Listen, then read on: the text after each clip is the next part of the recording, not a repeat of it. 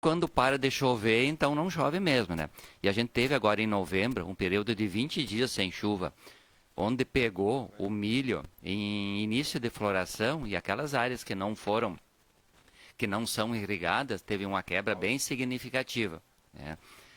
E também temperaturas muito altas, né? E milho ele não suporta temperaturas muito elevadas, principalmente à noite. Então a gente está passando por esse fenômeno aí que nós vamos ter que, né, ter que aturar ele, não adianta, é essa, né, quando nós temos laninha, esse o que acontece. Altas temperaturas, né, períodos às vezes até longos sem chuvas, e quando vem essa chuva vem tudo num momento só, né. Mas, iniciando você falar sobre trigo, Fernando, a cultura do trigo esse ano, vamos falar em nossa região. Você viu ali, teríamos dados que a gente teve problema até de chuva na colheita. Nós não fomos afetados por chuva na colheita, porque em virtude de a gente ter um maio e início de junho bastante chuvoso, onde o nosso produtor não conseguiu entrar com o plantio do trigo no cedo, porque a gente tinha o período recomendado para a cultura do trigo, a semeadura, começa a partir de 20 de maio e vai até 15 de julho. É um calendário bem longo, né? Então, tem aqueles produtores que gostam de implantar as lavouras dentro da janela inicial da recomendação, que é aquela depois de 20 de maio até 5 de junho. Muito poucas lavouras foram implantadas nesse momento, porque estava muito a condição de solo era muito úmido e o produtor não implantou essa lavoura. Consequentemente, aquelas colheitas do cedo, daquelas lavouras que foram plantadas no cedo, que se daria ali início de outubro, onde a gente pegou 10, 15 dias de chuva, não aconteceu, não. O trigo ainda não estava maduro, pronto para colher, então a gente não foi afetado para essa condição aí de má qualidade. Para você ter uma ideia, a nossa média de pH em toda a área da Cotriel, que entrou dentro dos armazéns da Cotriel, passou um pouco de 80. Então, quer dizer, o que é o pH? É o peso do grão, né? Quanto maior o pH, maior o peso de grão. Consequentemente, melhora a produtividade e a qualidade. Quando a gente se fala assim em pH 78, que seria um trigo bom, de 78 para cima, onde é que pode até chegar 82, 83, 84? Muitas cargas de trigo a gente recebeu com 83, 84 de pH. Sim. Para a gente ter uma média de 80 de pH, quer dizer, a qualidade do trigo foi bom. Poucas cargas nós recebemos com menos de pH 78. Então a qualidade foi boa. A cor do trigo, que é muito importante, a cor para panificação, uma cor boa também, né? Então, quer dizer, a nossa qualidade de trigo esse ano, em nossa região, dá para se dizer que foram ótimas. Muito bem, e se falando, né, na safra recorde que a gente teve aí, mas mesmo assim, né, embora a qualidade boa, tivemos como é que é, a demanda maior do que a procura, né? Dá para se dizer assim em outros termos, porque sobrou, né? Acabou e acabou o preço caindo também, um desinteresse aí também, né? Outros países também plantam um trigo de qualidade boa, como é a Argentina, que é o nosso vizinho aqui, né? A farinha vem da Argentina muitas vezes para o Brasil aqui. Queria que você falasse isso também, embora tivemos essa safra recorde, produto bom, né? E também depois a classificação que a gente pode, o trigo ele é todo igual, por exemplo, assim, eu quero fazer farinha, tem que ser um trigo tal, eu quero ir para ração, eu quero ir para alimentação animal, enfim, para óleos, enfim. Tá, vamos lá. Primeiro comentando sobre a safra. A safra esse ano, assim, dá para se dizer, e também, se falando em produtividade, elas foram boas, né? Como vocês falaste, quando foi implantadas as lavouras, parte dos produtores usaram uma tecnologia mais baixa, em virtude do preço que estava no momento. E lá, desde maio e até hoje, o preço continua com preço aquém daquelas expectativas que tinha o produtor, que ia nos deixar uma rentabilidade boa, né? Uma margem boa, e isso não aconteceu. Apesar da produtividade ser boa, o produtor, infelizmente, não teve liquidez com a cultura do trigo, né? Em virtude do baixo preço que hoje a cultura se encontra. Motivo dos baixos preços, né? Em primeiro lugar, está havendo um consumo menor do que se havia nos anos anteriores. Já a partir de 2020, 2021, a tendência tem baixado o consumo de trigo, né? Tem baixado o consumo de farinhas. Tá? A questão, até 2010, 2012, os maiores, praticamente existia 2 estados que produziam trigo no Brasil, Rio Grande do Sul e Paraná. Santa Catarina um pouco, mas bem insignificante, e os outros estados do Brasil não plantavam trigo. Hoje está diferente. Nós temos vários estados no Brasil plantando trigo. Nós temos o Brasil Central aí que nunca... Se a gente estava falando há 15 anos atrás, a gente ia dizer nunca vai se produzir trigo no Brasil Central. Era soja quase 365 dias por ano, né? Soja, milho safrinha, feijão. Mas trigo não se plantava. Nesse período de inverno, período muito seco, né? E naquelas estações quentes lá, o trigo não produzia, que o trigo naquele momento só se produzia no inverno, em temperaturas baixas. E hoje mudou totalmente. Hoje a gente tem cultivares de trigo se plantando no Brasil Central com produtividade de mais de 100 sacos por hectare. Então, o que eu quero dizer? Aumentou também, dentro do Brasil, as áreas de trigo. Pensando no mundo, muito país no mundo se planta trigo, né? E uma está aqui bem no nosso lado, que é a Argentina, que consegue produzir um trigo com custo mais baixo do que o nosso. A região que produz trigo na Argentina são regiões assim de solos muito fértil. Né? Para você ter ideia, em média aqui a gente usa 300 quilos de fertilizante para conseguir produzir uma safra boa. A Argentina produz com 50% disso, com 150 quilos por hectare. Ou seja, o custo é bem menor, né? O custo é bem menor. E a liquidez é maior. E com a liquidez maior. E daí, assim, nesses intercâmbios de países aí, o Brasil compra trigo da Argentina, vende geladeira, vende calçados, e nesses intercâmbios daí, os triticultores têm esse prejuízo. Que entra trigo no Brasil mais barato, né? Consequentemente, vai competir com o trigo gaúcho aqui, ou por isso dessa liquidez. Para vocês terem uma ideia, dentro da área de atuação da Cotriel, que são 15 unidades, onde abrange mais de 40 municípios, nós tivemos uma produtividade média de 54 sacos por hectare. Então, aquele produtor que investiu menos, colheu 30, 35, 40...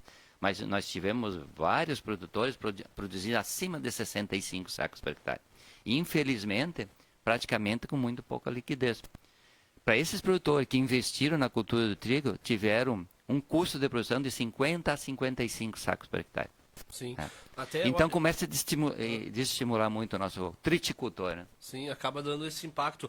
Uma das notícias que chamou bastante atenção, Amarildo, nos últimos dias aqui, em especial as informações da Farsul, Federação da Agricultura do Estado do Rio Grande do Sul, realizou uma coletiva de imprensa para apresentar o balanço do desempenho do setor agropecuário em 2025 e discutir as perspectivas para 2026. O encontro que reuniu o presidente da entidade, o Gideon Pereira, que encerra o seu mandato no próximo dia 31, trouxe dados que acabaram deixando aí o produtor bastante preocupado na apresentação do balanço econômico, feito pelo economista da Farsul, Antônio da Luz, traçando diagnósticos preocupantes da agropecuária gaúcha em 2025. Segundo ele, o Estado enfrenta a 5ª safra consecutiva com perdas, reflexo direto de eventos climáticos adversos e de um ambiente econômico desfavorável. Aqui pegando só esse pequeno trechinho, isso aí já causou um alarde muito grande no meio da agricultura, porque é um órgão, né, conhecido, trazendo informações, e aí tudo isso aliado, como a gente falava, quarta estiagem consecutiva, o Laninha. Alguns especialistas falam, né, como a gente tem aqui, por exemplo, o meteorologista Márcio Iker, que nos passou a informação de que o Laninha começa a perder força, mas ainda assim teremos muito calor e pouca chuva até o mês de fevereiro. E aí depois depois, quando começa aquela umidade abrupta ali, sai o calor, entra a umidade, o medo do produtor é as pragas que começam a atingir as lavouras. E como lidar com tudo isso? Porque as informações que chegam, elas acabam deixando o produtor, como diz o ditado gaúcho, com o cabelo em pé, né? Realmente, a questão de clima é bastante importante na questão de pragas, tanto de pragas como de doença, né? E hoje até tem um dado bem interessante, assim, a questão das tecnologias, né? A importância que o produtor e o corpo técnico deve ter em mente, né? Na recomendação de um controle de doenças ou de praga, é você ver como é que vai ser o ambiente, né? Como é que vai ser o clima, como é que vai ser as temperaturas, né? Como é que o ambiente vai se comportar para os próximos dias, semanas e meses. Citando assim, ó, tem uma pesquisa e é bem interessante dizendo, ó, na década de 80, 90 até 2000, uma tecnologia para se sucatear demorava em torno de 5 anos. Antes disso, da década de 70, 10 anos. Década de 70, de 80. Então, o que eu quero dizer com isso? Uma vida longa. O que eu estaria recomendando hoje, daqui 1 ano, 2 anos, 3 anos, eu estaria recomendando a mesma recomendação. E hoje, trazendo agora para o momento, uma tecnologia se sucateia, se perde talvez o seu valor em 30 dias. Né? E daí isso é preocupante, porque, digamos assim, você não pode mais nem tirar férias 30 dias, porque você pode tirar férias 30 dias, voltar, você está desatualizada de uma questão de uma doença da soja, né? De uma doença do trigo. E um fato importante, na safra do ano passado de trigo, a gente teve no período de junho e julho, em torno de 12 a 15 dias que choveu constantemente, e aqueles dias que não choveram, e ficaram sombrio. E tem uma doença no trigo que se chama o ídio, que é uma doença difícil de controlar se você não entrar no momento certo. E às vezes que você tem até que fazer preventivo o controle. E aqueles produtores do ano passado, da safra passada, que não fizeram e teve esse período, porque assim, eu podia prever. Bom, eu olho para a minha previsão, eu tenho para os próximos 10 dias períodos muito nublados e chuva. Bom, eu tenho a minha cultura em estágio de perfilhamento, que é um momento que essa doença entra na lavoura. Bom, antes da chuva eu vou ter que entrar com a minha aplicação, porque eu posso ter perdas depois, e foi o que aconteceu. Nós tivemos perdas muito significativas na penúltima safra de trigo por ataque de ídio. Por esse período ser favorável para essa doença, e muitos produtores não ter entrado a fazer o controle. Quando abriu o tempo, há 10, 12, 15 dias depois, a doença estava instalada e foi muito difícil o controle. Esse ano a gente não ocasionou isso, essa doença praticamente não se manifestou. Então eu quero dizer assim, hoje, né, com a adoção dessas novas tecnologias, né, a gente tem que ficar muito atento nisso, né, porque às vezes tu pode ter um prejuízo bastante grande, às vezes, por não entrar com o controle de uma determinada praga, uma determinada doença, talvez um pouco antecipado, em virtude de olhando para frente a questão de clima. Né? A gente sabe agora, a gente está com a soja aí, e se a gente entrar com um período mais seco, vai ter algumas pragas de difícil controle, que é o tríplice que a gente teve o ano passado. Se você não lançar a mão do controle cedo, você pode ter prejuízo por causa dessa praga. Então, o produtor tem que ficar muito atento com a questão de clima, de temperatura, olhar para frente o que pode acontecer nos próximos dias, né, para não se deparar com esses problemas. Eu acho que daí a importância, por exemplo, com a cooperativa Cotriel, quando a gente tem os dias de campo, que é justamente levar para o produtor as técnicas de manejo necessário, porque eu ainda, pelo menos, observo isso, tem muito produtor hoje que segura, né, até por medo de investir da forma errada, de colocar o insumo da forma errada, acaba segurando, e quando vem a praga, quando vem a doença ali na lavoura, já é tarde demais. Com certeza, a Cotriel, ela sempre tem esse cuidado. A gente todo ano realiza 3 grandes dias de campos. A gente faz um aqui, um na metade, no centro, né, que é na Estrela Velha, reunindo aquelas unidades, aqueles cooperados nossos naquela região e uma na metade sul, visando isso. Entendeu? Ontem a gente estava reunido em Jacuizinho, a gente fez um grande dia de campo de milho, né? Tanto milho sequeiro como milho irrigado, onde 200 produtores de milho, né? Porque é um problema grande na nossa região, o pouco adoção do plantio de milho. O milho é uma cultura muito importante, né? Tanto em rentabilidade como em rotação de cultura, principalmente, né? Hoje a pesquisa é bem enfática, dizer onde você entrar com milho num ano, no próximo ano tu tem 10% de incremento de produtividade em soja. Sim. No segundo ano 5% e no terceiro ano 3%, né? Então são 18 numa faixa, entrando um ano num cultivo com milho. Você pode fazer 3 cultivos com soja subsequente e tendo um incremento de produtividade de 18% nessas três safras de soja. Então, a importância que tem que o milho, a rotação de cultura, né? Ele vai reciclar outros nutrientes que a soja precisa e não consegue fazer a reciclagem. O milho vai reciclar e vai deixar disponível para a próxima planta, mas principalmente em termos de pragas e doenças, porque a doença que gosta de soja não gosta de milho, por ser famílias diferentes. Doenças que gostam de leguminosa não gostam de gramínea. Pragas que gostam de leguminosa não gostam de gramínea. Por isso da importância da rotação de cultura. Isso se fala em trigo também, né?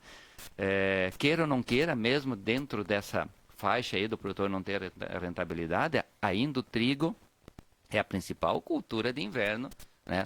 Isso desde, eu tenho, né, 39 anos, para dizer a verdade, de Cotriel, e desde que eu entrei na Cotriel, o trigo é o carro-chefe, né? Sim, então a importância que o trigo tem.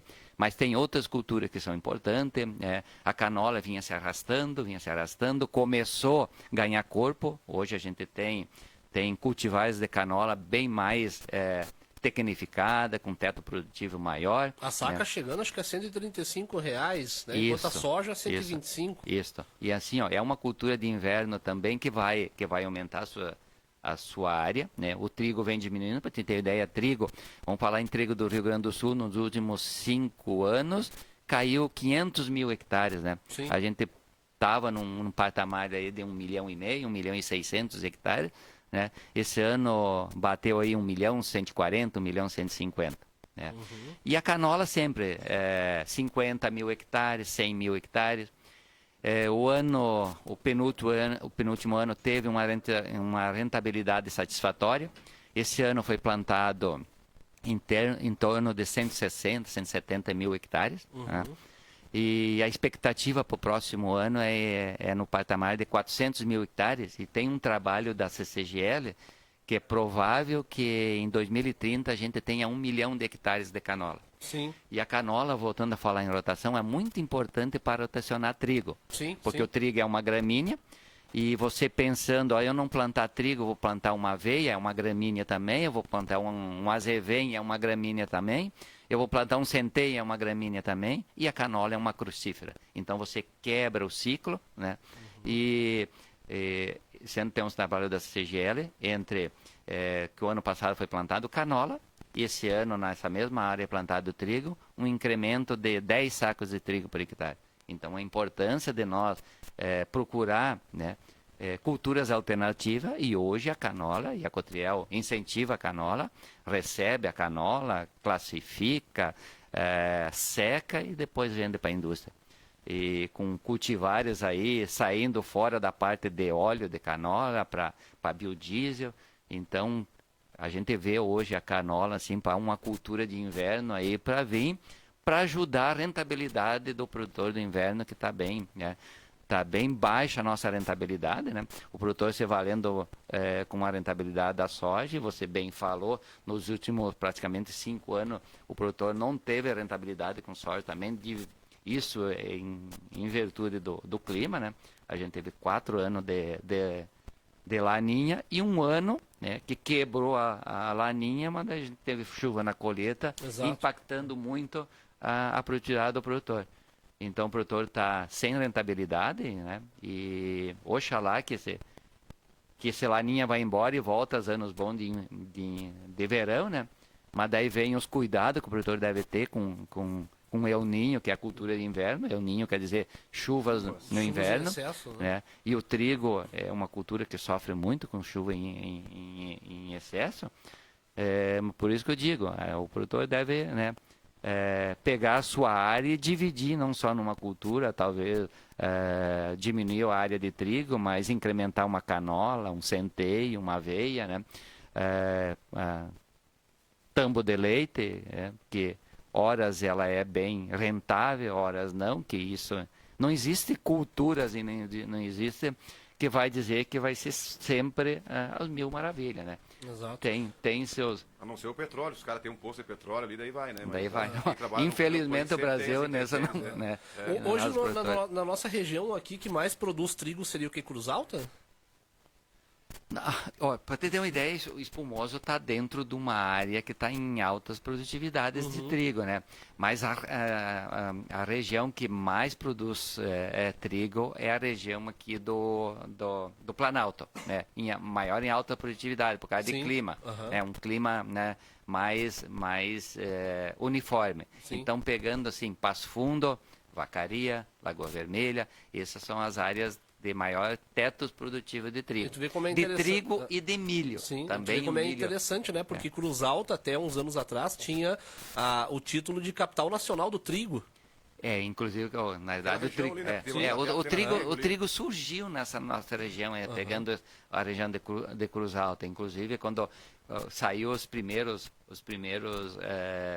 eventos de trigo, se saía em Cruz Alta. Tem uma área significativa em Cruz Alta, sim, produtividade é boa, mas hoje o teto produtivo de trigo melhor é nessa parte do Planalto. Os anos vão passando, né? As culturas vão, enfim, as coisas vai. O título fica, né? A Espumoso foi a capital da energia elétrica também já, né? Hoje não é mais, mas enfim.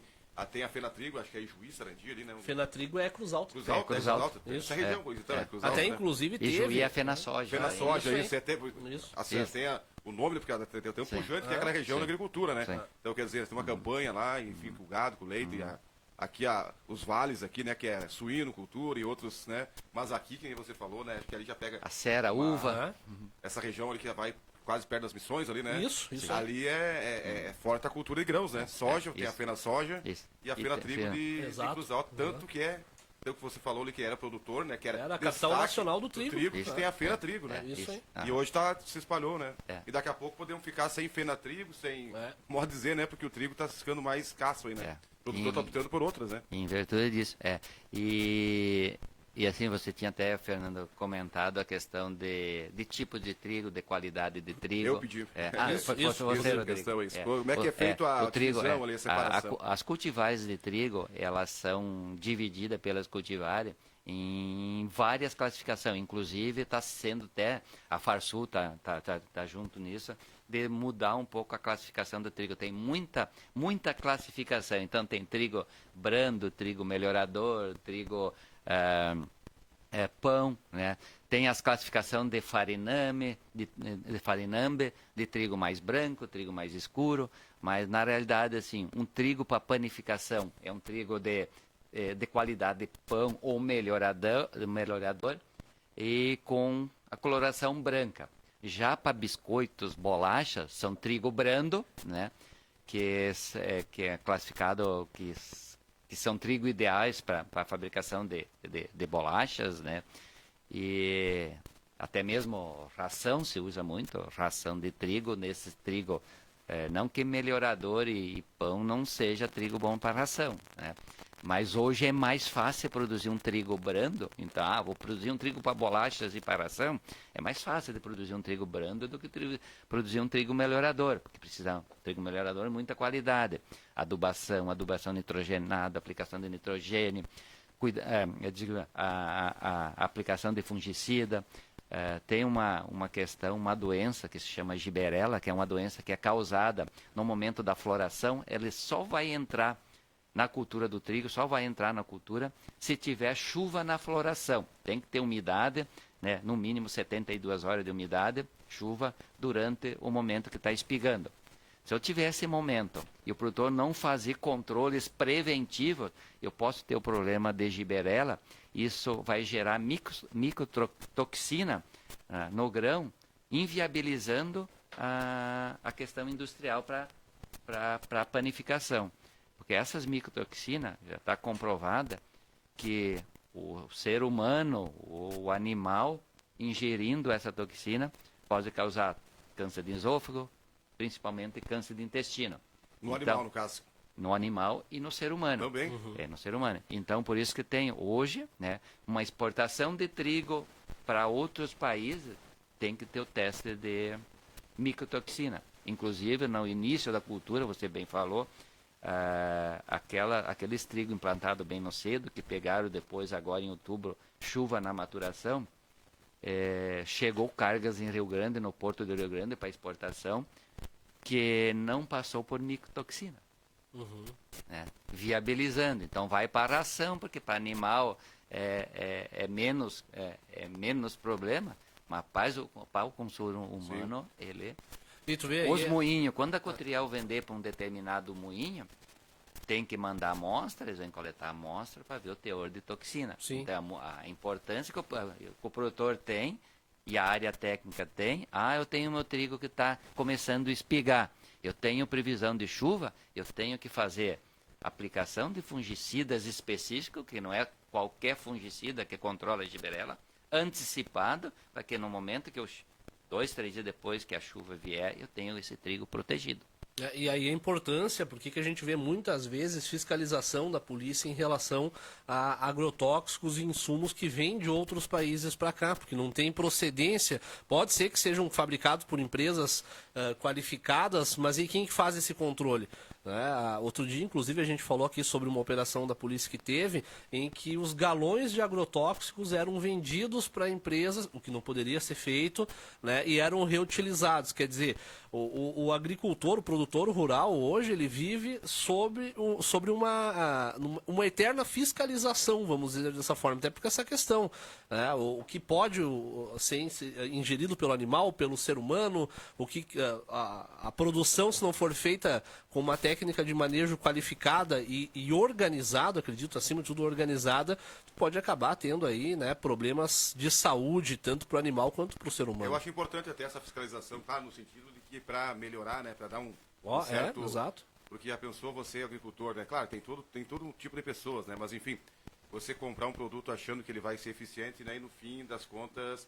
Ele não é, porque se não tivesse essa fiscalização, com certeza, esses produtos que são buscados lá muitas vezes por atravessadores, contrabandistas, enfim, estaria aqui. Isso aí poderia acabar com uma lavoura, né? Estaria aqui e o prejuízo podia ser muito maior. Porque aí, como tem, talvez, o pessoal quer pagar um pouco menos, pega um produto que ele é mesmo para aquele propósito, para aquele fim, é um produto original, vamos dizer assim, só que, claro, cada taxação de impostos e coisa, mas em conta lá, pode ser até original. Mas muitos iam se aproveitar disso, né? Iam fazer um batismo, que chamam, né? Ou botavam um pouco de água, ou sabe, toda aquela coisa toda, ia tentar passar também. E se não houvesse uma fiscalização aí, né? Com certeza teremos grandes problemas aqui. Para você ter uma ideia, assim, esse problema de contrabando é muito sério, né? E, assim, além de produtos, essa entrada de produtos não registrados no Brasil... a maioria dos contrabandos, isso dá para se dizer, isso tem um trabalho para isso. Isso teve há 2 anos atrás a Bayer, que estava sofrendo muito com um produto que era muito contrabandeado, que era o Fox X Pro.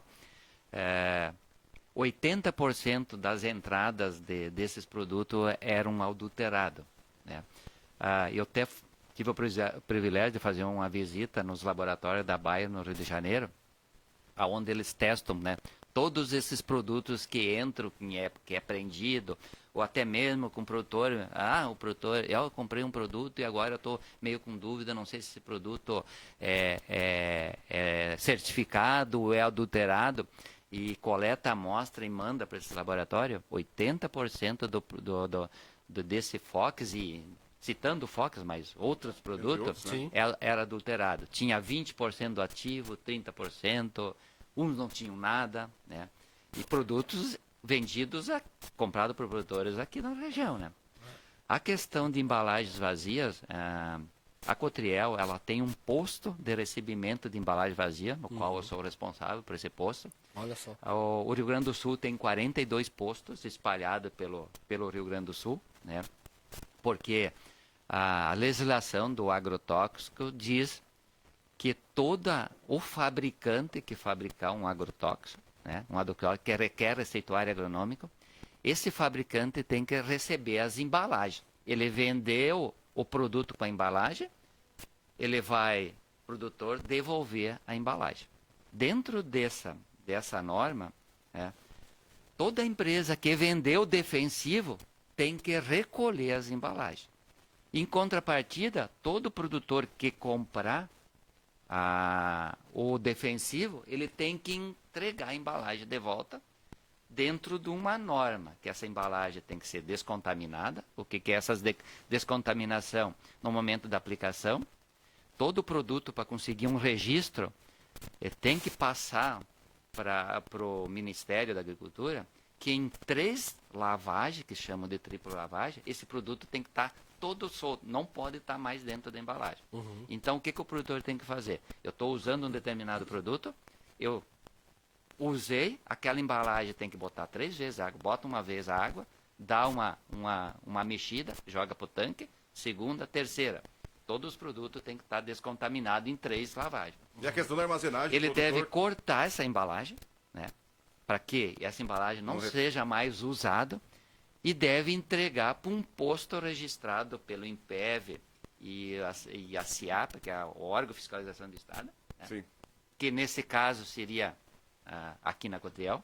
Né. A gente presta serviço, a Cotriel recebe todas as embalagens dos produtos que ela vender, e a gente presta serviço para todas as revendas situadas aqui em Espumoso. Sim. Eles nos pagam um valor lá para nós fazer todo o ciclo, e a gente recebe essa embalagem do produtor. E toda semana a gente vai recebendo e enviando para o INPEV, que é o órgão responsável por receber essas embalagens, para destinar no sentido correto. Para você ter, todas essas embalagens plásticas defensivas, elas vão tudo para reciclagem.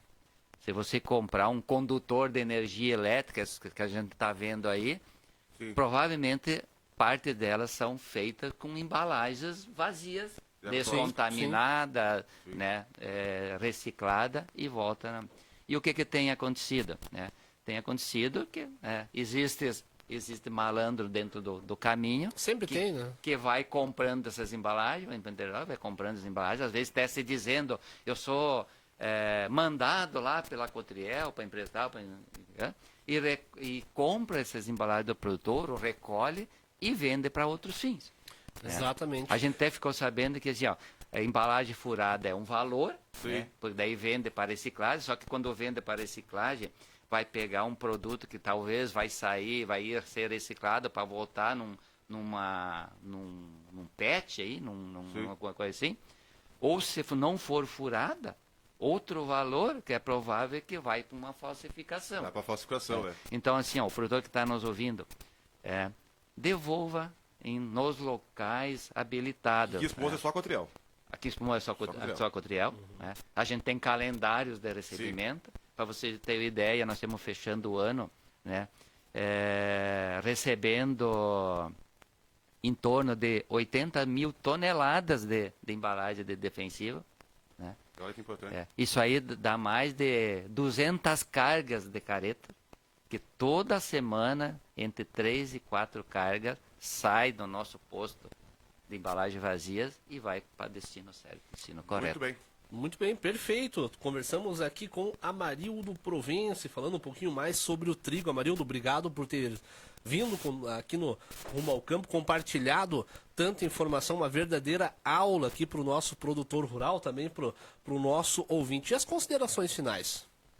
Dizendo assim, a gente está entrando num novo ciclo, numa cultura de verão, né? A gente tem as lavouras de trigo a lavoura de milho irrigada com uma expectativa de produtividade muito boa, né? A gente tem lavouras aí que vai superar os 250 sacos por hectare, né?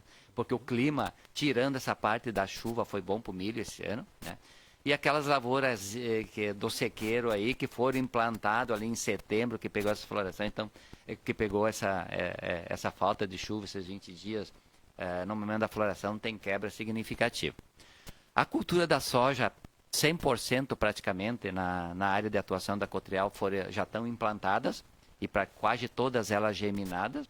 Teve um período aí desses 20 dias sem chuva ali, mas germinaram, felizmente germinaram bem, estão em estágio aí, início de desenvolvimento vegetativo, que é muito importante o produtor ter os seus cuidados, né, com a questão de plantas daninhas, né? A gente tem plantas daninhas com difícil controle, muitas plantas daninhas, dá para se citar caruru, buva, leiteira.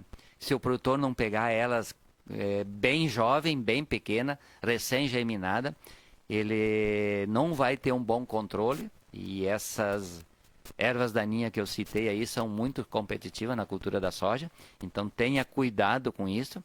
A questão de doenças, aquelas lavouras que foram implantadas início de novembro, elas já estão em estágio para controle de doenças, né? Estão fechando linha, então é muito importante.